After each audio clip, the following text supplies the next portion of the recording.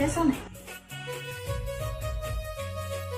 પૂછો તમારે જે પૂછવું હોય. મારે તો ખાલી એટલું જ પૂછવું હોય, લગ્ન પછી ઘરે મહેમાન આવે અને હું ન હોય તો તમે શું કરો? તમે ન હોય તો હું મહેમાનને જમાડી દઉં. માની લ્યો કે આપણા ઘરમાં શાકભાજી જ ન હોય તો? તો હું પાડોશી પાસેથી શાકભાજી લઉં, જમવાનું બનાવું અને મહેમાનને જમાડી દઉં. માની લ્યો પાડોશી યારે આપણો ઝઘડો થઈ ગયો હોય અને આપણે એની યારે વ્યવહાર ન હોય તો? તો હું માર્કેટમાં જાઉં, શાકભાજી લઈ આવું, જમવાનું બનાવું અને મહેમાનને જમાડી દઉં. માની લ્યો આપણી પાસે પૈસા જ ન હોય તો? હું મારા ઘરેણા વેચી દઉં અને એ પૈસાથી શાકભાજી લઈ આવું, જમવાનું બનાવું અને મહેમાનને જમાડી દઉં. એ વાતે તમારે હોય 100% સાચી, એમાં ના નથી. પણ લગ્ન વખતે અમારે ઘરેણા કરાવવાની તેવડ ન હોય અને તમને ઘરેણા ન આપ્યા હોય તો? તો હું તારી હારે લગ્ન જ શું કામ કરું?